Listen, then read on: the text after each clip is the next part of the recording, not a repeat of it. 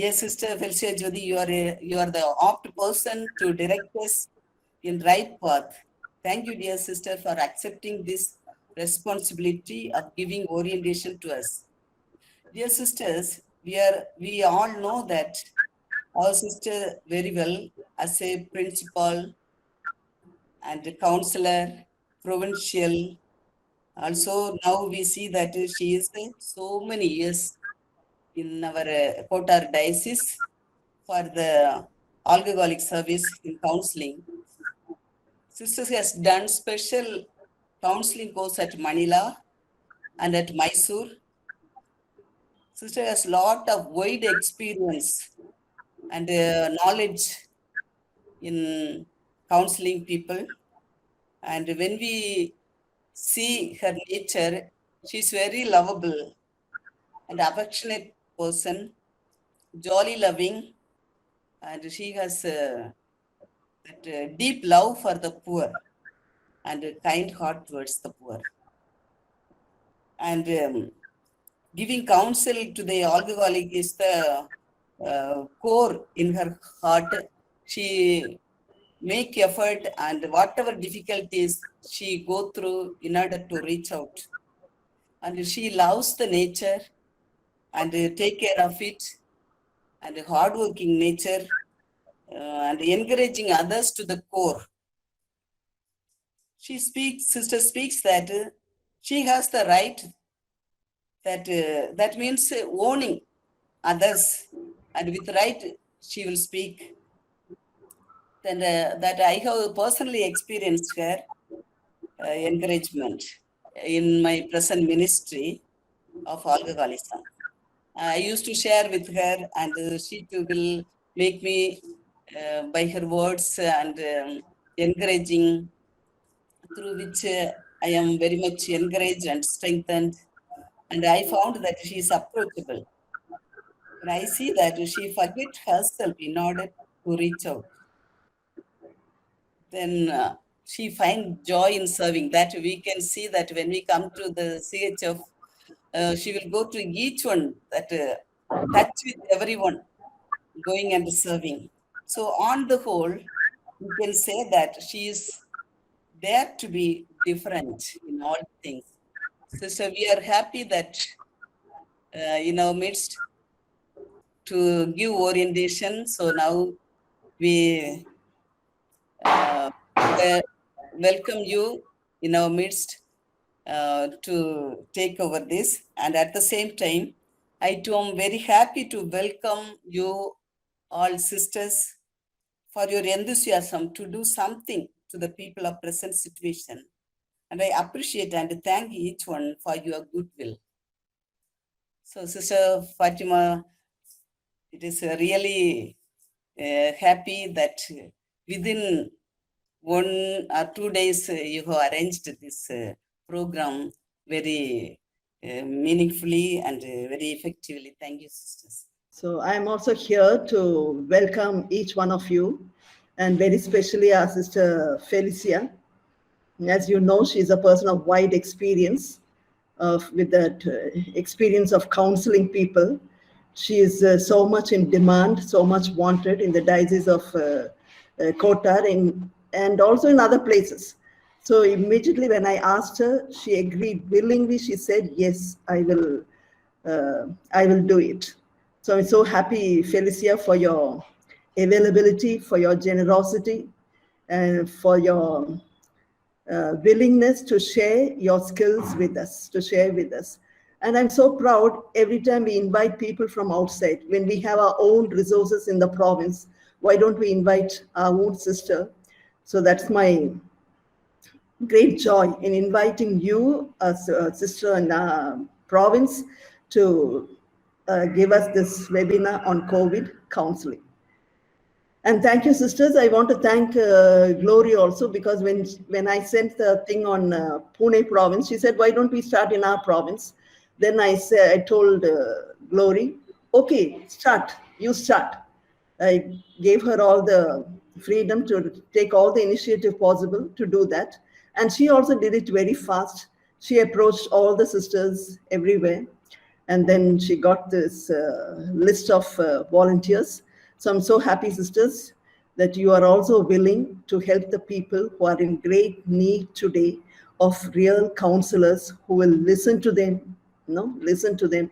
Just if we can only listen to them with our heart, that's enough. And Sister Felicia will help us with more skills. Welcome, sisters. Dear sisters, good evening to everybody. I'm so happy that many of you have joined so eagerly and willingly this counseling session, this ministry, because this is the need of the hour. Counseling is a noble task, I should say, entrusted to the chosen ones to be an instrument of God, at times taking the place of God Himself to heal the broken-hearted and the broken world. Counseling and comforting is the need of all age group. Human beings are God's children, however frail they may be. At this pandemic period, people are desperately looking for some hope, strength, and courage. And God is calling us to answer the desperate call of His children in need. All of us have goodwill, knowledge, skills, and techniques of counseling. We can become experts by practice and, above all, by God's grace and wisdom. We plunge into the unknown in each counseling session, but it is God who guides and puts His words of healing into our mouths. We rely on Him for guidance. The mark of mature counselor is humility. As Carl Rogers has expressed, we must have unconditional positive regard for each individual. Respect, accept, and understand each one's concerns. We have to be empathetic and listen carefully. Feelings are more important than words. The counselee or the client should feel that we are with them fully, giving whole attention. Make them feel that we are with them and for them. Enable them, encourage them to share all their concerns openly, their sorrows, sufferings, grief, needs, desires, and cravings. In online counseling, we cannot observe the body language, facial expression, movements, eyes, changes, etc. The counselor's way of talking, tone, concern, words used will assure them that we are with them. The way we speak, they will understand us. We must minutely pay attention to their words expressing their state of mind, their fears, anxieties, desperation. They may weep for long moments, sighs, silence, choked feelings, their tone, sometimes angry, sometimes normal or very low, the temper of speaking, fast, slow, crying and talking, etc. All these moments, they should experience that we are with them. We are patiently listening to them. Our tone, way of talking, interventions, asking few questions and so on to show forth that we understand them. Asking appropriate questions encourages them to talk, to pour out their emotions, and that will lead to healing. Now, each case is unique. Though we know all the skills, though we have ideas and knowledge, yet each individual case should be dealt uniquely. Now, these days we hear so much about death. So many ask for counseling after having lost their dear ones. In sorrowful situations of death, loss, and grief, we cannot do much, but our presence of listening is very important. They should feel that somebody is there for them.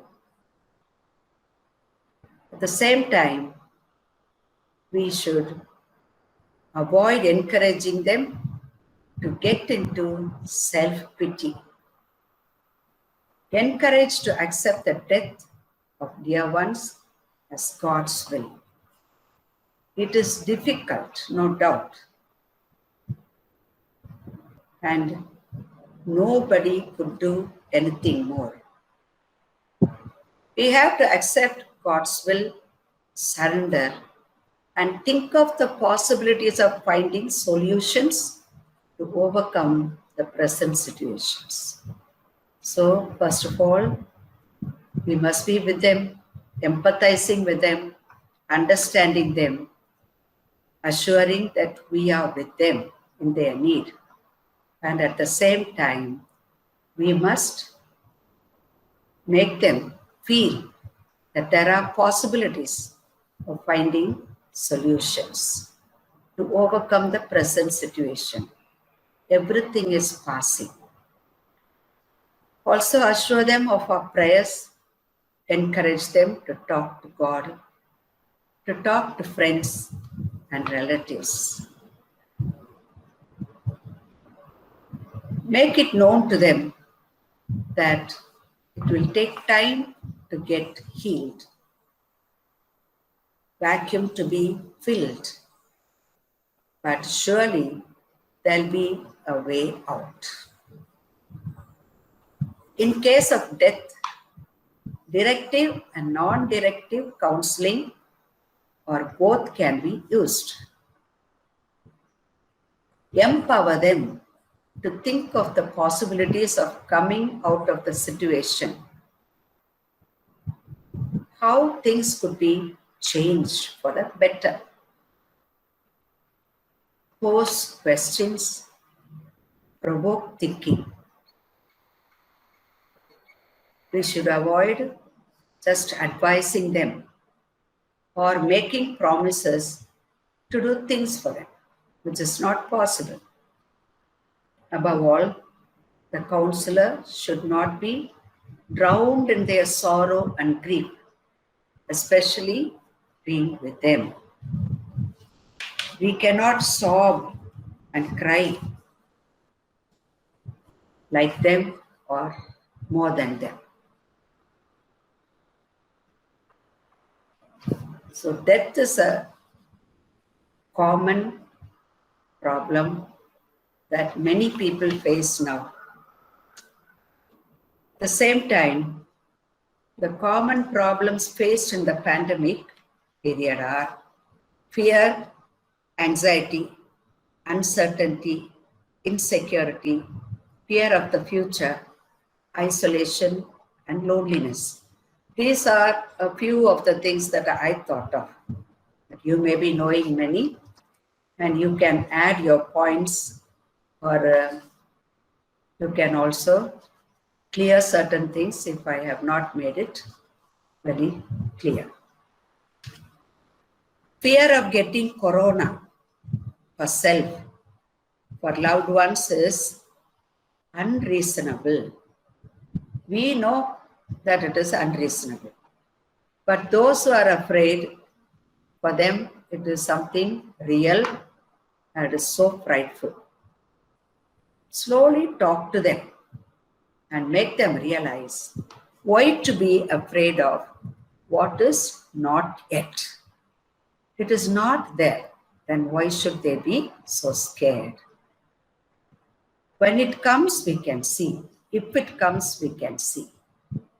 Give hope and courage to live in the present, to think positively so that good things will happen. If there is courage, if there is hope, if they think positively, surely good things will happen. To be brave, that nothing will happen without God knowing. If they are believers, we can always bring in God to be at their center.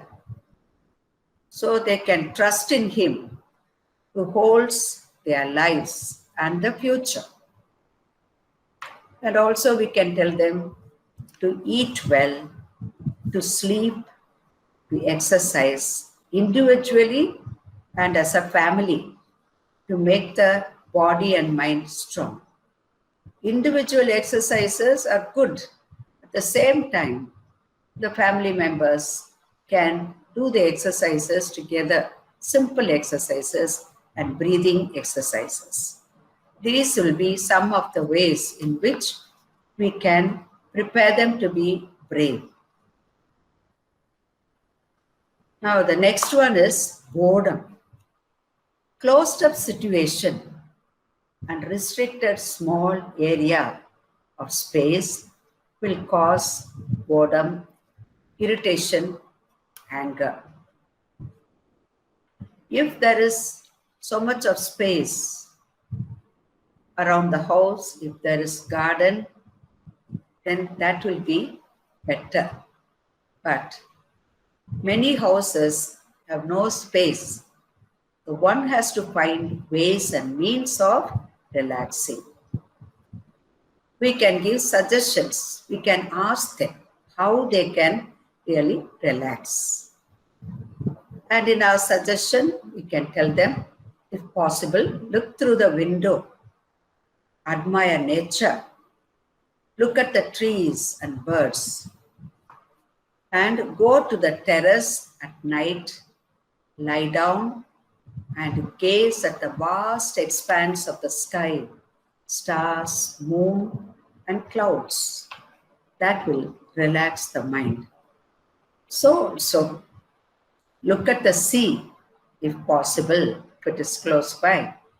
Enjoy the rise and fall of waves, the sounds, the cool breeze, etc. Spend time musing on God's creation, nature, space, light, sounds in nature, sounds of birds, and that time. Third problem is loneliness. One has to realize that God, our Creator, is with us. We are part of the universe. He who created the whole universe has created us also, and we are in Him and in the universe. We are part of the universe. We are never alone. We have to help them to strengthen their spirituality. Spirituality is nothing but relationship between their God and themselves. And therefore, encourage them to be aware of His presence in them and around them. And also learn to converse with Him. Sing songs to Him. Besides strengthening the spirituality, they can, in their loneliness, sing songs, listen or play music. Think of pleasant trips with friends and family. Listen to the sounds around and the sights. Spend time in yoga, breathing exercise of different types as individuals and as a family group. Read, write, pray for human race. Fourth one is quarantine. When people are quarantined, they are isolated. We must make them realize that being alone is not alone. All around, there is love. Loved ones are mindful of them, preparing food, drink, seeing to their each need. This is the time to recall to the mind. Being in the womb of the mother, safe and secure. We were alone. Did we feel lonely, forsaken? No. Each human person has this experience of being the mother's womb, safe and secure. So also, now this is another kind of experience where we are kept in isolation but surrounded by love. Just as our mother cared for us, fed us, and she was always mindful of us. This is another experience of being in isolation. After all, quarantine is not imprisonment. It's only for a short period. One should eat well, sleep, listen to radio, news, music, songs. And reading and writing will make the days fly away. God, who takes care of the sparrows, will take care of all those who are at home, around us, and in our place. That's how we have to encourage them while they are quarantined. Next point is living in strict lockdown period.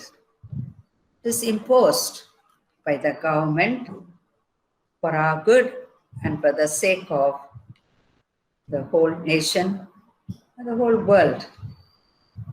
This period is difficult for adults and children because space is restricted and there is no freedom to roam about, to meet friends, eat in hotels, go for celebrations, going to school, the playground, etc.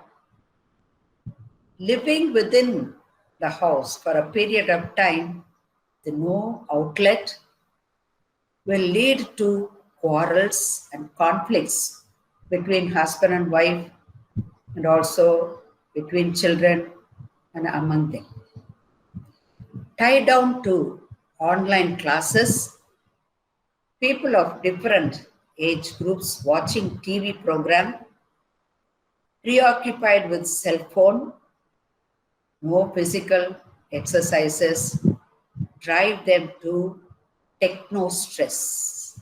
That is, obsessed with the modern technology, with the cell phone, computer, not able to leave aside the phone even while eating, not talking to others. The cell phone is always in their hands. Parents, while understanding their life situation, they themselves are in problem. Therefore, they must understand the problem as adults. And also understand the problems of their growing children. They must be a little more patient and kind, understanding the situation, hoping and thinking that this too will pass away. The family must be resourceful and creative in organizing games. Entertain one another by singing, dancing individually or as a group. Even elderly persons can shake their bodies according to the music. All will be happy, others will be entertained. Limit the time for TV and also for the use of cell phone so that there will be conversation among them. They can exchange their own feelings, ideas, experiences, and so on. We can tell them not to watch news often because depressive death news, seeing cremations endlessly, threatening news of the spread of COVID-19 will lead them to depression. Those persons used to taking alcohol now not available may suffer from withdrawal and dry drunk period, may be angry. The family must understand and support to live a happy life. Those who are used to alcohol are sick persons. They are not bad people. They are good, but it is a disease that they are suffering from. If the family is able to understand, they can make life situation easy for persons who are used to alcohol. There must be the realization that all aged people, midlifers, teenagers, and children all suffer. It is the duty of each one to make the other and self happy. A bird in a cage sings to cheer itself. So too, we have to cheer ourselves up. All can take part in the different types of work in the house, like cooking, rearranging the rooms, and cleaning, watering the garden. Finally, I come to ourselves, the counselors. We need to see limited cases in a day. The counselor needs rest, relaxation, prayer time, silence, yoga, breathing exercises, and so on, to make herself or himself fresh, to be effective counselors. We must also examine ourselves to know our feelings, mental dispositions, the confusions and conflicts that we experience, and the necessity to clear all these doubts from us to have a clear purpose in life. Now, most of the people who approach us online, they will tell us about their feelings of fear, anxiety, depression. All these things we can handle with the tips that we saw, and more than what we saw, you may be knowing.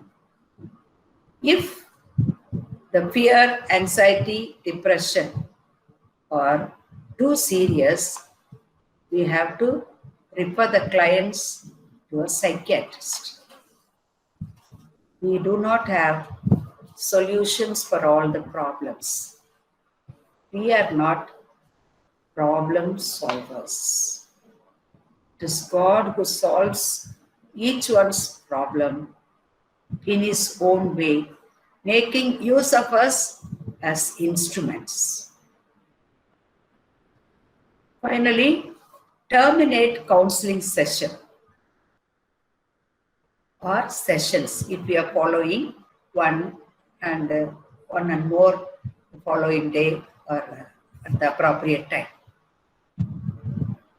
We should not unnecessarily prolong the counseling time. Must be careful not to make the clients dependent on you, the counselor, or you on them. Sometimes it also happens that we are very happy to have them to talk and so on. So we become dependent, which is very bad for the counselor.